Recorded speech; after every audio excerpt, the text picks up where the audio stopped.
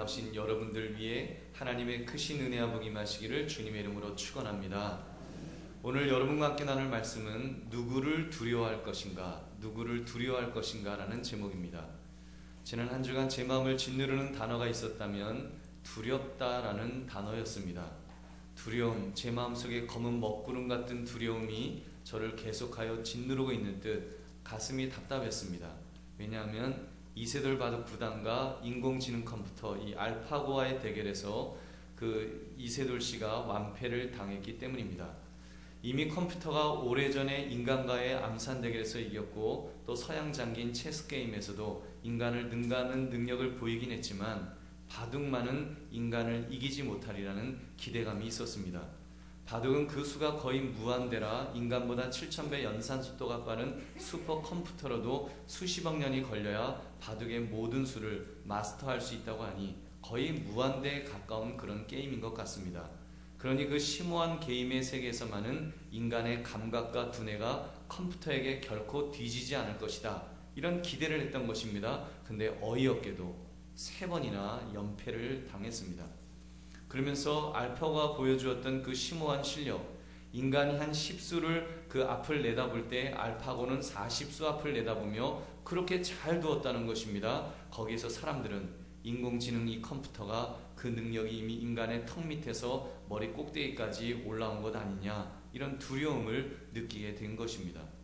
알파고는 구글이 만든 바둑 전문 컴퓨터이고 IBM에서는 또 인공지능 왓슨을 개발했는데 뉴욕의 유명한 병원 안에 왓슨 종양내과라는 부서를 차지하고 있다고 합니다.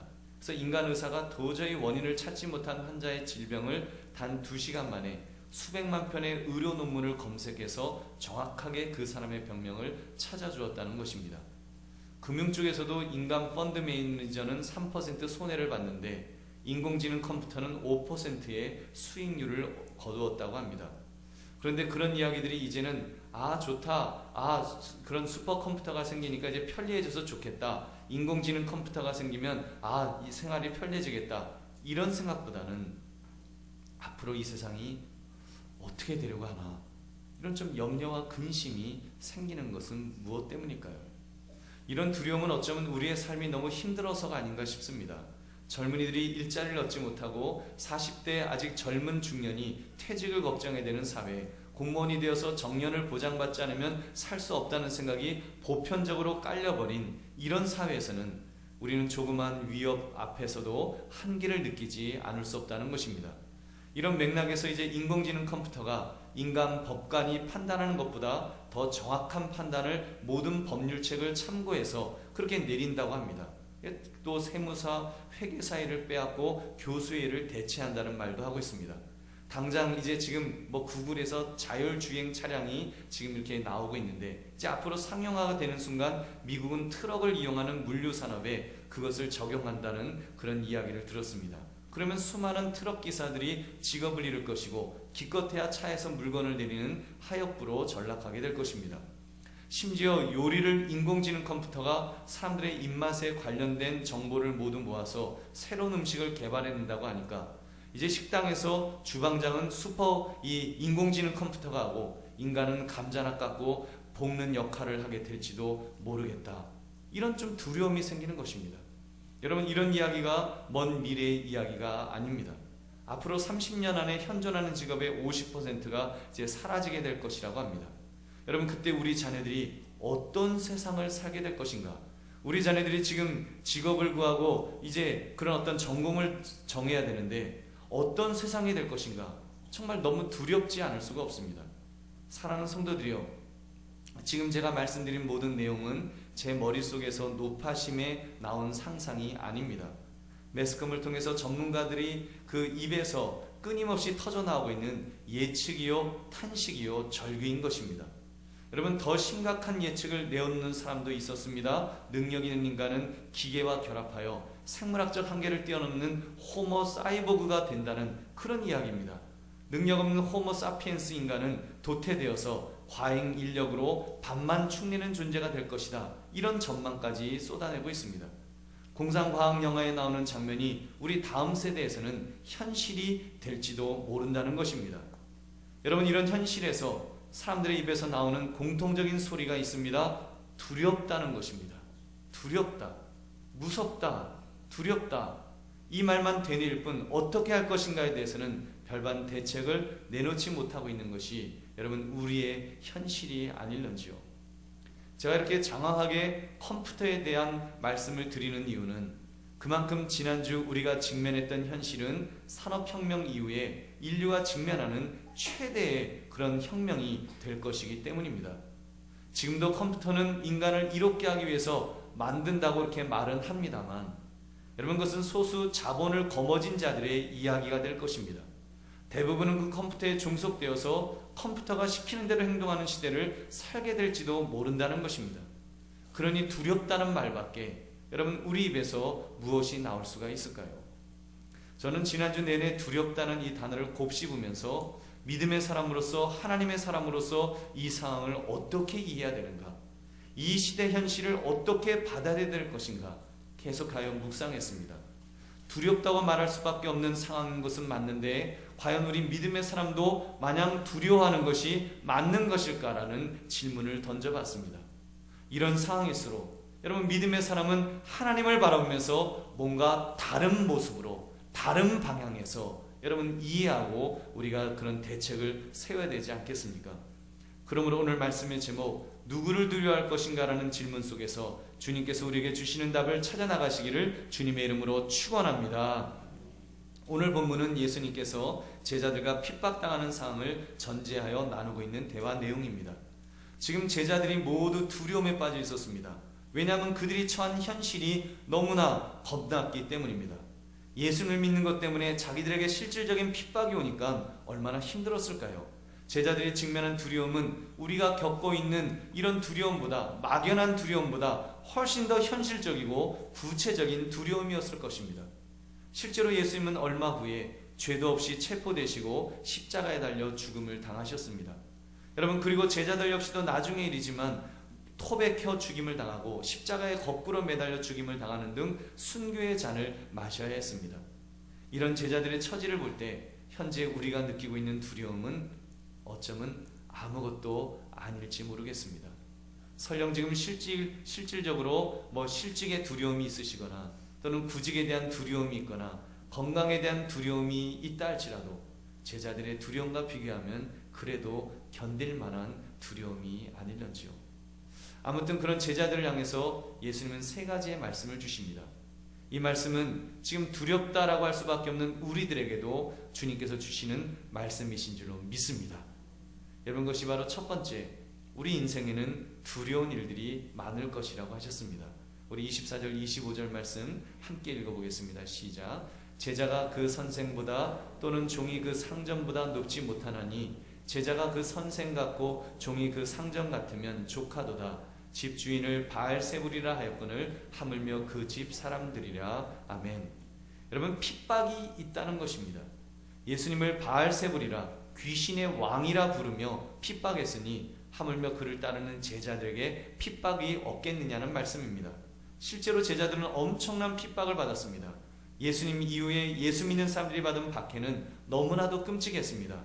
예수 믿는 것 때문에 로마에서는 십자가에 매달린 채 불을 붙여서 인간 횃불이 되는 그런 그 고통을 겪어야 했습니다. 산채로 기름에 튀겨 죽이기도 하고 예수 믿는 사람들은 핍박을 피해서 카타콤이라고 하죠. 그 지하에 있는 무덤, 그래서 그 무덤 속에 땅속을 파고 들어가서 그 속에서 생활하며 숨죽여 살아야 했습니다. 우리나라 믿음의 선배들도 기독교 초창기에 예수 믿는 것 때문에 엄청난 박해를 받아야 했습니다. 신사참배 거부한다는 죄명으로 갖은 고문을 당하면서 감옥에서 죽어가셨던 그런 믿음의 선배들이 있었습니다. 심지어 제합리에서는 성도들이 예배드리고 있는 교회당에 불을 지르고 총을 난사해서 그런 일본군이 그렇게 죽이는 그런 사건까지 발생했었습니다. 지금은 물론 우리가 그런 핍박을 받는 것은 아니지요. 그러나 사는 것이 그 옛날에 힘들었던 것처럼 얼마나 고되고 고통스러운지요. 누가 핍박하지 않아도 지금은 얼마나 힘든지 모릅니다.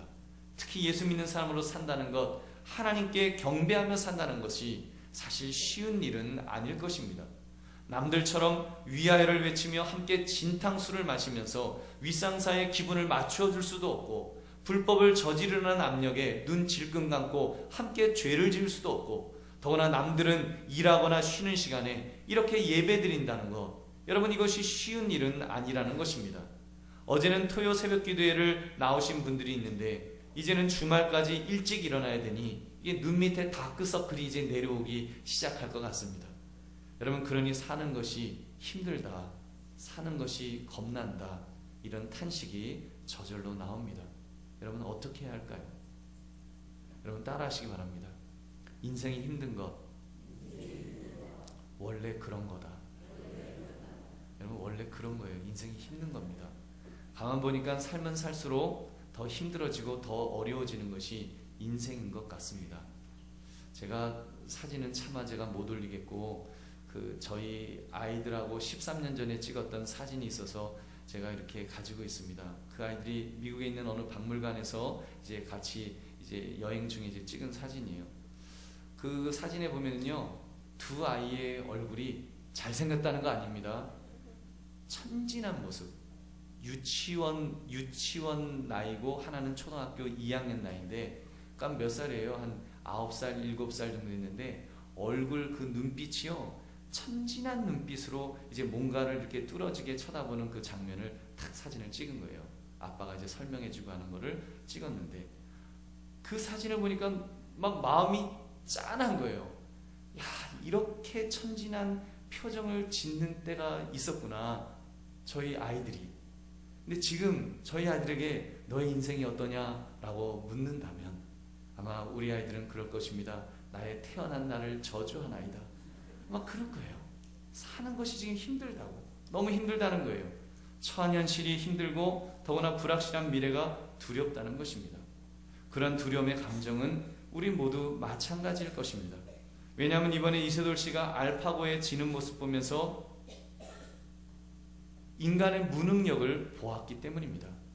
왠지 기분이 안 좋아요. 신문에 이렇게 그분이 멋쩍게 웃는 얼굴도 있었고 이제 그런 표정을 이렇게 보는데 왠지 기분이 안 좋았어요. 그때는 저도 몰랐습니다. 말씀을 묵상하는 중에 내 기분이 그 이세돌 씨가 패배한 모습을 보면서 인간의 무능함을 내가 느껴져서 크게 기분이 안 좋았구나, 이런 생각이 제가 깨달아졌습니다. 어쩌면 인간의 마지막 자존심, 우리 다른 어떤 것으로도 만물의 영장이 될 만한 능력이, 내세울 능력이 없는데, 영장이라 내세울 수 있었던 것은 높은 지능밖에 없었는데 그것이 컴퓨터에게 밀리니까 다 잃은 것 같은 그런 상실감을 느끼는 것이 아닐런지요. 그래서 여러분, 이렇게 마음이 다 무너지는 거예요. 인공지능 컴퓨터한테 졌다고 하니까 이게 좀 이겼으면 그렇지, 역시 인간은 그런 거야, 뭐 이러고 싶었는데 이게 무너진 거예요. 여러분, 과연 그럴까요? 과연 인간이 무너진 것일까요? 지능적인 면을 컴퓨터에게 밀리면 다 밀리는 것일까요? 여러분, 저는 아니라고 봅니다. 그런데 밀린다고 느끼는 이유는 우리가 인간의 가치를 설정함에 있어서 무언가 설정을 잘못했기 때문이라고 저는 그렇게 생각합니다. 여러분, 인간이 만물의 영장이 될 수 있는 진짜 이유는 지능이 아닙니다. 물론 인간의 지능이 상대적으로 높은 것은 사실이지만 그렇다고 다른 동물들이 지능이 전혀 없는 것 아니잖아요. 여러분, 그들도 지능이 있습니다. 개도 지능이 있고요, 돼지도 지능이 있고요, 원숭이가 비교적 높다고 합니다. 그래서 지능으로 우월성을 주장하면 안 됩니다. 그래서 인간이 모든 동물들보다 우월할 수 있는 진짜 이유를 찾아야 됩니다. 여러분, 인간이 정말로 모든 동물들보다 우월할 수 있는, 여러분 유일할 수 있는 그런 이유가 무엇일까요? 그것은 바로 우리는 하나님의 형상을 가진 자이기 때문인 줄로 믿습니다. 하나님의 형상이에요. 무언가 인간은 하나님의 형상을 가지고 있습니다. 물론 그 형상이 눈, 코, 입 이런 것은 아님에 틀림없습니다. 왜냐하면 하나님은 영이시기 때문에. 하나님의 형상은 인간의 영혼과 밀접한 관계가 있다고 믿습니다. 천지창조시 인간을 만드실 때의 장면을 한번 보십시오. 창세기 1장 26절을 보니까 하나님이 이르시되 우리의 형상을 따라 우리의 모양대로 우리가 사람을 만들고 그들로 바다의 물고기와 하늘의 새와 가축과 온 땅과 땅에 기는 모든 것을 다스리게 하자 하시고, 아멘. 자기 형상, 곧 하나님의 형상대로 사람을 창조하셨다고 하셨습니다. 이것을 창세기 2장 7절에서는 좀 더 구체적으로 보여주셨습니다. 여호와 하나님이 땅에 흙으로 사람을 지으시고 생기를 그 코에 불어넣으시니 사람이 생명이 되니라. 아멘. 생기를 그 코에 불어넣으셨다. 생명이 되었다. 즉 살아있는 존재가 되었다는 것입니다. 이것을 드라마틱하게 묘사를 하면 하나님께서 아담의 코에 하나님께서 후 하고 바람을 넣어주신 거예요. 여러분, 그렇게 후 하고 불어넣으시니까 아담의 눈을 번쩍하고 뜨더니 하더니 살아있는 그런 그 살아있는 생명이 살아있는 존재가 된 것입니다. 여러분, 그 생기는 동물들의 생기와는 다른 것입니다. 그냥 이 심장이 뛰는 것 때문에 그 생기가 된 것이 아니에요.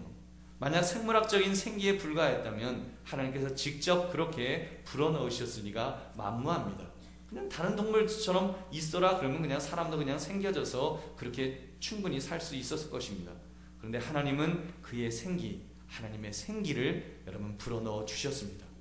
이 모습은 마치 예수님께서 제자들에게 숨을 내쉬며 성령을 받으라 하셨던 것과 유사합니다. 요한복음 20장 20절에 보면 이 말씀을 하시고 그들을 향하사 숨을 내쉬며 이르시되 성령을 받으라. 아멘. 그러므로 그 숨은 하나님의 영이요 하나님의 생명일 것입니다. 하나님의 생명이에요. 그것을 받은 인간은 유일하게 영혼을 가진 존재가 되었고 영생을 누릴 수 있는 유일한 존재가 된 줄 믿으시기 바랍니다. 여러분, 인간만이 영혼을 가지고 있어요. 인간만이 영원한 삶을 살아갈 수 있는 것입니다. 여러분, 그렇기 때문에 여러분의 반려동물 아무리 예쁘다고 할지라도 영혼이 없습니다. 그거 분명히 구별하셔야 돼요. 영혼이 없습니다. 절대로 저보고 반려견 장례식 해달라고 부탁하지 마시기 바랍니다. 여러분, 그거 안 되는 거예요. 여러분, 그 있을 수 없는 일입니다. 그러므로 인간의 존엄은 어디에서 오는가? 그것은 지적 능력이 아니라 영혼을 가진 존재라는데, 그래서 천국에서 영혼이 죽지 않고 살 수 있는 존재, 하나님의 형상을 가진 존재라는 데 있는 줄 믿으시기 바랍니다. 여러분, 어떻습니까? 다르지요? 우리가 인간은 유니크한 아주 유일한 특징을 가지고 있습니다. 슈퍼컴퓨터가 아무리 똑똑하고 아무리 튼튼해도 기계는 기계일 뿐입니다. 언젠가는 망가질 것입니다. 물론 계속해서 새로운 부품을 교체하겠지만 컴퓨터는 기계일 뿐 영혼을 소유한 인간의 유일성을 뛰어넘을 수 없다는 말입니다. 그렇기 때문에 컴퓨터가 아무리 인공지능이 발달해도 가질 수 없는 것 한 가지가 있습니다. 이미 가질 수 없는 것이 있어요. 아무리 똑똑해도 가지지 못하는 것이 있습니다. 그것은 바로 자기의 존재 목적, 자기가 왜 살며 무엇 때문에 사는지는 알 수 없는 것입니다. 알파고시 왜 바둑을 두세요? 라고 물으면 아마 삐비비 그것은 대답할 수 없는 질문입니다. 분명히 그럴 것입니다. 그는 자기가 알 수 없는 거예요. 자기가 뭐 했는지, 이세돌 씨하고 이긴 것이 얼마나 엄청난 일인지 본인은 모를 거예요. 인공지능이 있어도 모를 거예요. 그냥 프로그램화돼서 그냥 했을 뿐이지 모르는 것입니다. 근데 인간은요, 이세돌 씨에게 왜 바둑을 두셨어요? 하면 분명히 이런저런 이야기를 장황하게 철학적으로 쫙 늘어놓을 수 있을 것입니다. 왜냐하면 인간이기 때문에. 여러분, 어떻게 이런 차이점이 생긴 것일까요? 있는 것일까요? 여러분, 그것은 하나님께서 그런 존재로, 유일한 존재로 인간을 만드셨기 때문입니다. 우리 아까 창세기 1장 26절에 하나님이 이르시되 우리가 형상을 따라 우리의 모양대로 우리가 사람을 만들고 그들로 바다의 물고기와 하늘의 새와 가축과 온 땅과 땅에 기는 모든 것을 다스리게 하자 하시고 모든 것을 다스리도록 그렇게 창조하셨습니다. 그렇기 때문에 우리는 존재 목적을 스스로 이렇게 가지고 있습니다. 대한민국 사람은 그러잖아요. 나는 자랑스러운 태극기 앞에 족과 민족의 무궁한 영광을 위하여 몸과 마음을 바쳐 충성을 다할 것을 굳게 다짐합니다. 그런 거 만들어서 우리 그거를 막 이렇게 가지고 있잖아요. 믿음의 사람은요, 사람의 제일 되는 목적은 하나님을 영화롭게 하고 그를 영원토록 즐거워하는 것입니다. 아멘. 소리문답 1문답의 답입니다. 고린도전서 10장 31절이 그 말씀을 하고 있어요. 그런즉 너희가 먹든지 마시든지 무엇을 하든지 다 하나님의 영광을 위하여 하라. 아멘. 우리는 하나님의 영광을 위하여 살아가는 존재입니다. 우리는 그것 때문에 가슴이 뛰는 사람이에요. 그것 때문에 심장이 쿵쿵쿵쿵 뛰는 그런 사람입니다. 우리는 뭔가 존재 목적이 있는 거예요. 누가 뭐라고 안 해도, 누가 프로그램을 안 집어넣어도, 말해주지 않아도 우리는 알 수 있는 거예요. 하나님을 믿는 사람이면 하나님께서 우리 속에 우리를 만드실 때 유일한 존재로, 특별한 존재로 만드셨기 때문에 우리는 존재의 목적을 가지고 살아가는 사람들인 줄 믿으시기 바랍니다. 여러분, 이런 점에서 영혼을 가진 인간 존재는 결코 손상되지 않습니다. 인간이 지적 능력에서 알파고에게 밀린다고 할지라도, 아니 설령 개, 돼지에게 밀리는 일이 생긴다고 할지라도 인간 존재의 유일성은 훼손되지 않을 것입니다. 여러분, 어떤 사람은요, 이렇게 장애가 있어서 지능이 떨어지는 사람이 있어요. 지능이 이렇게 굉장히 떨어지는 사람도 있습니다. 그러나 그 사람은 여전히 유니크합니다. 유일한 존재예요. 존귀한 존재예요. 왜요? 사람이기 때문에 존재한 것입니다. 아무리 그래서 여러분, 인간은 그 인간 존재의 그 유일성, 그 어떤 유니크한 그 모습은 훼손되지 않을 것입니다. 아무리 힘들고 어려울지라도, 여러분, 저는 영혼은 놀랍게도 어렵고 힘들 때 더 반짝반짝 빛을 발하며 더 생기를 얻는다고 믿습니다. 영혼은 그런 것 같아요. 영혼은 오히려 잘 되고 잘 먹고 잘 살면 좀 이렇게 꺼벙해지는 것 같아요. 그러다가도 힘들고 어려운 일을 만나면 영혼은 반짝반짝해지는 거예요. 반짝반짝해지는데, 여러분, 인생에서 제일 힘든 순간은 언제일까요? 죽을 때 아니겠어요? 마지막 숨을 거둘 때, 사람이 오죽하면 죽겠어요. 그 어려운 그 순간, 여러분, 그때가 되면, 인간은 죽음의 관문을 통과할 때가 되면 마치 하늘의 별처럼 반짝반짝 빛나는 줄 믿으시기 바랍니다. 그 영혼이 반짝반짝거리는 거예요. 왜요? 자기의 본향 천국에 입성해서 영원한 생명의 삶을 살게 될 것이기 때문에 빛을 발하는 것입니다.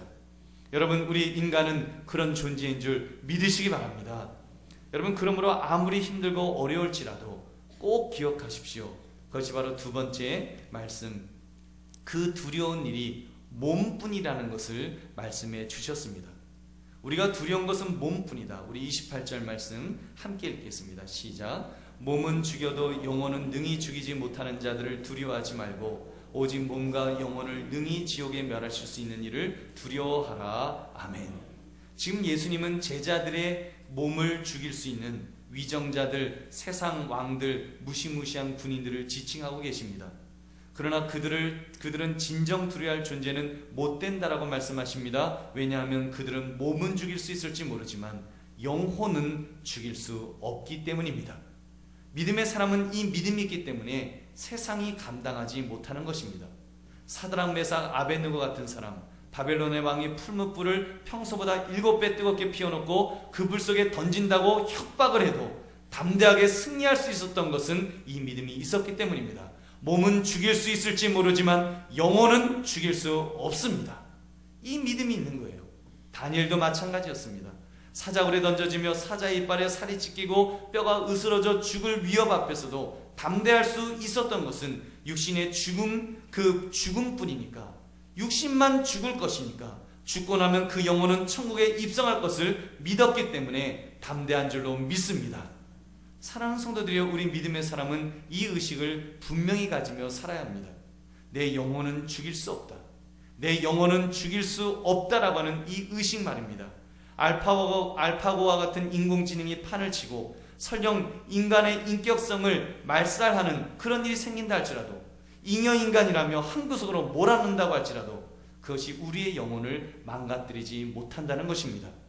우리는 사실은 이미 알파고 이전부터 잉여인간은 취급을 받으며 살아왔습니다. 우리는 취직하기 위해서 면접관 앞에 섰는데 회사마다 당신 우리 회사에 합당치 않은 사람이니 당신 도움 필요하지 않다 거절합니다. 여러분, 그렇게 이제 일 좀 배워서 열심히 하려고 하니까 당신은 40살이 넘었으니 우리 회사에 이제 필요 없는 존재입니다. 나가달라고 그럽니다. 그렇게 퇴직하고 집으로 돌아왔더니 그동안 돈 벌어올 때는 여봉하면서 발까지 씻어주던 아내가 토끼 눈을 뜨고서 나가래요. 내 눈앞에서 좀 안 보였으면 좋겠대요. 여러분, 그런 삶을 우리는 살아가고 있는 것입니다. 사랑하는 성도들이요, 그런 처지에 있다고 할지라도 분명히 기억하시기 바랍니다. 나는 인간이다. 나는 그 쓰다가 쓸모없으면 폐기할 수 있는 소모품이 아니다라는 것을 분명히 기억합시다. 왜요? 우리는 영원히 훼손되지 않을 영혼을 소유한 자이기 때문인 줄로 믿습니다. 우리는 영혼을 가진 자예요. 우리는 믿음으로 영원한 삶, 영생을 소유한 자입니다.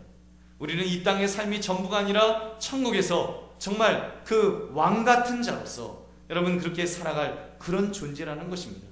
하나님은 여러분을 존귀한 자라고 말씀하십니다. 하나님은 여러분을 향해서 너는 나의 걸작품이다라고 말씀하십니다. 너는 존귀하다, 나는 너를 소중히 여긴다라고 그렇게 말씀하시는 것입니다. 내 아들을 죽이기까지 너를 그렇게 구원하기를 원한다고, 그런 소중한 존재라고 우리 주님은 말씀하십니다. 그러므로 우리가 진정 두려워야 될 분이 있다면 하나님을 두려워야 됩니다. 하나님 앞에서 내가 바로 살고 있는지 그런 것을 더 염려해야 되는 것입니다. 그 하나님은 이미 우리에게 슈퍼 컴퓨터보다도 더 정확하고 더 전능한 능력으로 우리 앞에 계셨습니다. 계시고 오셨습니다. 근데 인간이 거부하고 있는 거예요. 여러분, 하나님은 얼마나 전능하십니까? 하나님은 그냥 아시는 것이 아니라 사람이 계획하지만 이를 이루시는 일까지 하실 수 있는 그런 전능하신 분이세요. 그런 분이 우리와 영원 전부터 함께하고 계신데 사람은 그걸 모르는 거예요. 그까지 인공지능 컴퓨터요, 뭘 좀 아는지는 모르지만 뭘 행할 수 있겠어요? 행할 수 있는 손이 없어요. 능력이 없어요. 그런데도 우리가 벌벌 떨고 두려워하려고 하는데, 여러분, 우리 하나님 정말 인생의 생사박을 주관하시는 하나님이 우리와 함께 하시는데 우리가 그것을 인식하지 못하고 있으니 얼마나 답답합니까? 인간이 애써 하나님의 존재를 없는 것처럼 그렇게 하려고 합니다. 애써 부정하고 애써 시선을 다른 것으로 돌리면서 하나님이 없는 것처럼 살려고 한다는 것입니다. 여러분, 사실은 이것이 가장 무서운 것입니다. 우리의 몸뿐 아니라 우리의 영혼까지 멸하실 수 있는 분, 하나님을 두려워해야 하는데 인간은 하나님을 무시한 채 엉뚱한 것에 벌벌 떨며 하나님이 없는 것처럼 생활하는 것, 이것이 두렵습니다. 이것이 얼마나 어리석은 삶의 모습인지요. 그러므로 이제는 내가 어떤 존재인지, 그리고 하나님이 어떤 분이신지를 알아서 바르게 사시기를 주님의 이름으로 축원합니다. 그렇다면 어떻게 살아야 되는가? 주님은 우리에게 분명하게 말씀하십니다. 세 번째, 두려워하지 말라고 하셨습니다. 두려워하지 마라. 왜냐하면 하나님이 돌봐주시기 때문입니다. 우리 29절부터 31절 말씀 함께 읽겠습니다. 시작. 참새 2마리가 한 아사리온에 팔리지 않느냐? 그러나 너희 아버지께서 허락하지 아니하시면 그 하나도 땅에 떨어지지 아니하리라.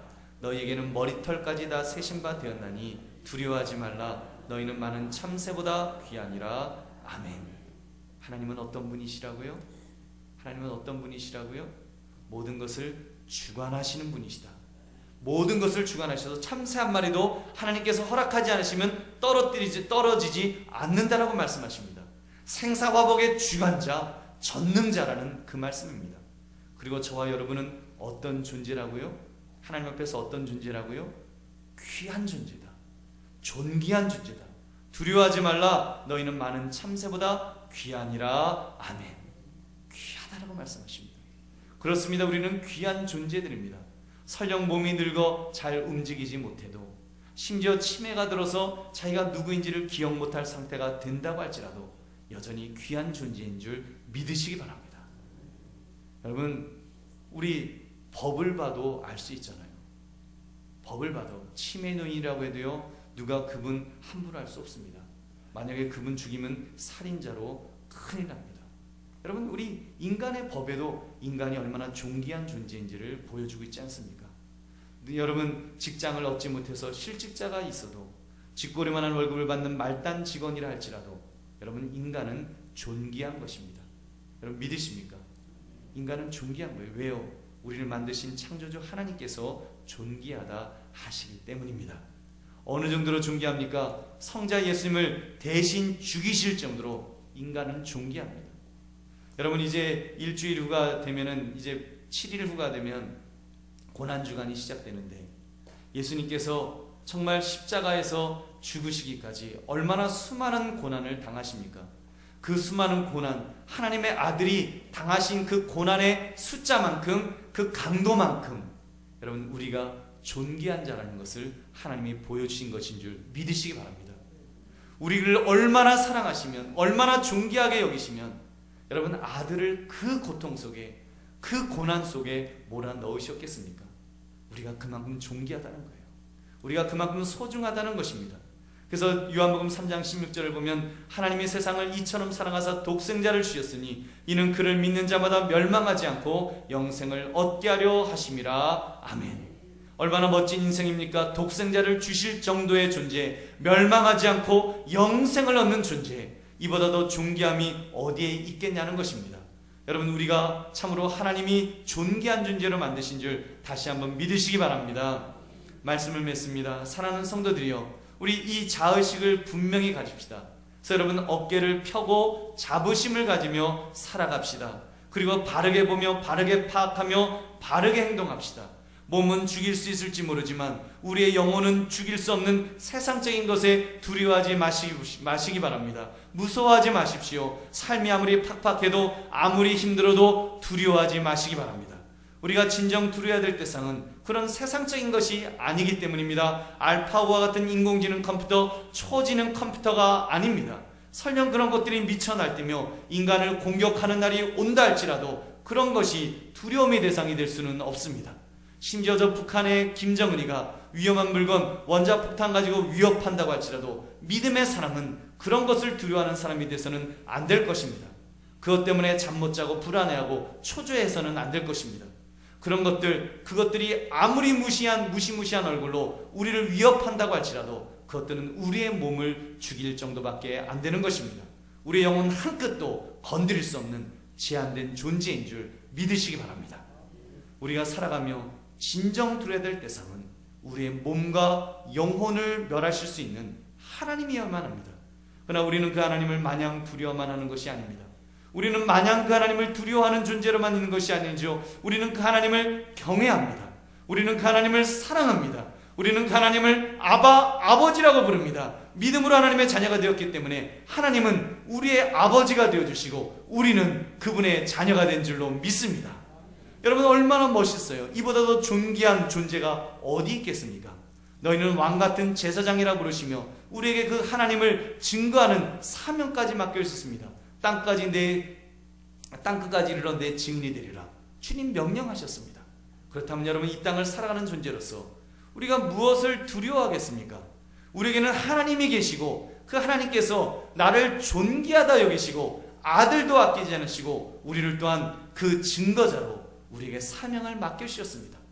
여러분, 그렇다면 우리는 그냥 사명 붙들고 나가면 됩니다. 우리는 하나님을 영광스럽게 여기며 하나님께 영광 돌리면서 사명 붙들고 나아가면 하나님이 우리의 인생을 책임져 줄 줄 믿으시기 바랍니다. 하나님이 우리에게 통찰력을 주실 것입니다. 이 시대를 분별할 수 있는 지혜로운 눈을 주실 것입니다. 그래서 우리가 무엇을 준비해야 될지, 우리가 앞으로 변화되는 세상 속에서 어떻게 살아가야 될지 하나님께서 우리를 이끌어 주시고 보여주시고 우리를 붙들어 주실 줄 믿으시기 바랍니다. 무엇을 먹을까, 무엇을 마실까, 무엇을 입을까 염려할 필요 없습니다. 그것은 하나님이 우리에게 필요한 것인지 아신다라고 말씀하십니다. 그러므로 우리는 하나님을 붙들면서 하나님, 앞으로 변화되는 세상 속에 무엇을 하며 살아야 될까요? 주님, 나를 붙들어 달라고. 주님, 나는 사명 붙들기를 원합니다. 주님, 나는 하나님을 붙들기를 원합니다. 하나님을 의지하기를 원합니다. 주여, 두렵지 않기를 원합니다. 담대하기를 원합니다. 세상을 이기며 살아갈 수 있도록 해달라고 우리가 주님 붙들면 하나님 우리를 책임져 주시고 붙들어 주실 줄 믿으시기 바랍니다. 그러므로 무엇을 두려워할 것인가? 우리는 두려움이 아니라 하나님을 바라보며 감사와 감격과 기대 속에서 담대하게 살아가시는 저와 여러분 되시기를 주님의 이름으로 축원합니다. 오늘 말씀 생각하시면서